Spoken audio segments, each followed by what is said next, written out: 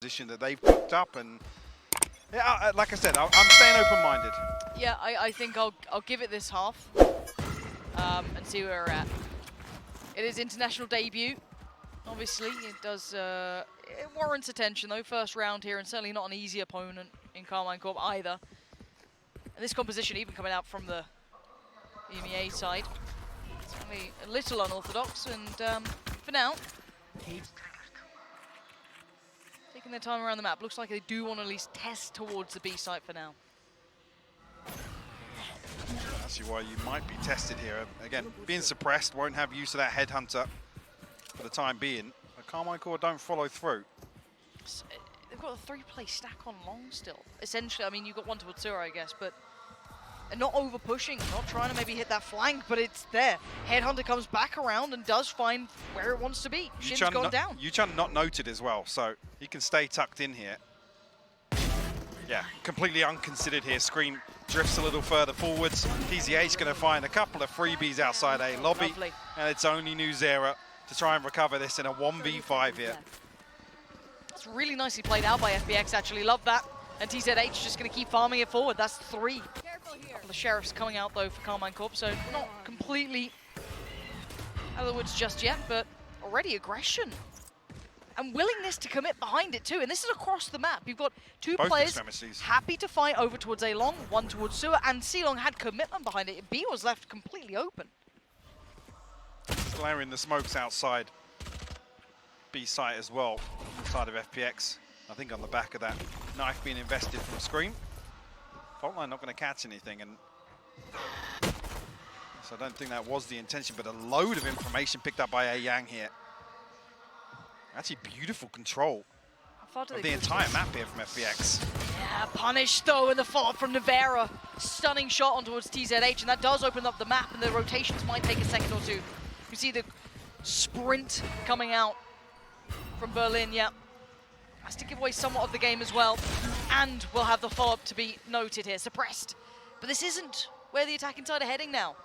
Backfilling over towards C after pulling that attention and the rotation. But it pulled YU off C site, all the way back in CT now, and it's going to be difficult to fight their way back onto site, and actually going to be a fairly late retake, considering two members still just making their way through A lobby.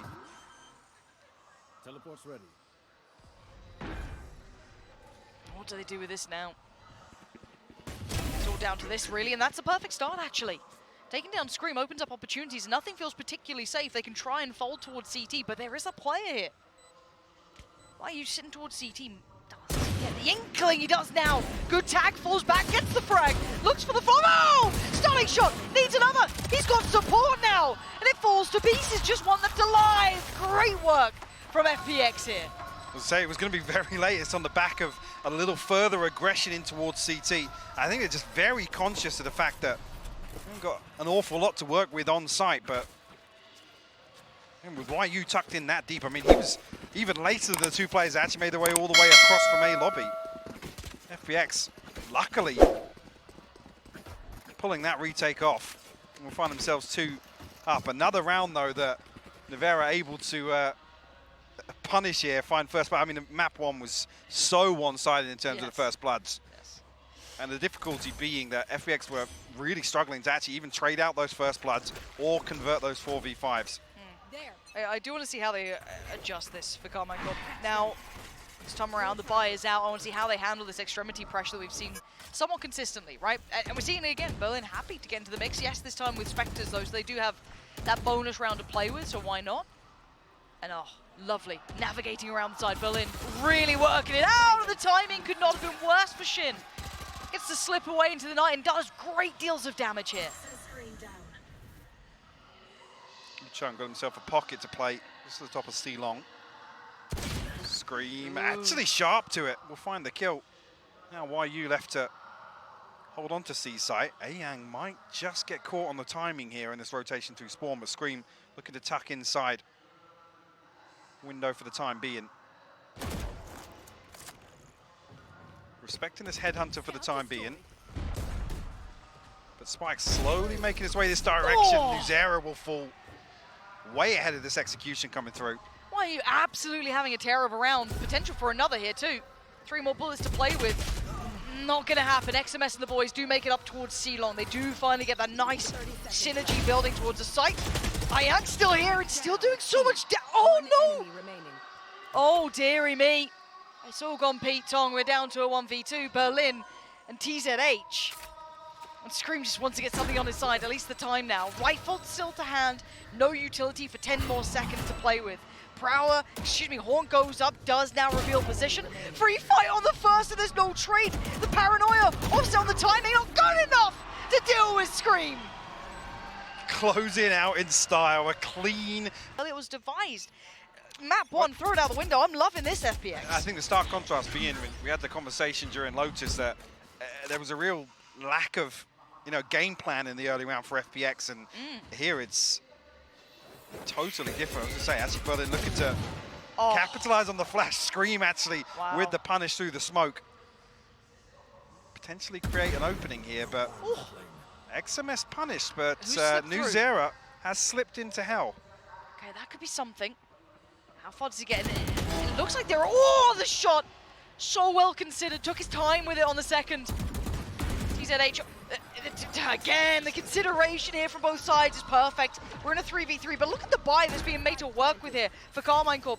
Now the rifles, anything to hand, no. You look at where they were able to find these picks, not quite able to filter those back through, but plenty of util here, Mike. Yep, the Rolling Thunder to come through on the back of contact here. Actually, YU, with that operator going to make it problematic on the retake. Got to be conscious here of heaven. Nobody's watching it. And that's the Rolling Thunder out the window. That's an arena play and a half. You do that when they can't even hear the drop down, so unaware, so tunnel visioned towards CT. And that's going to be the diffuse. And FPX, I'm loving what I'm seeing. Do you know what? I'm happy to be proven wrong so far. I was worried. Map 1, I hated what I saw. Ground to pull off here because it enables this purchase in round 12. A couple of gaps in utility, yes, but ultimates to offset that.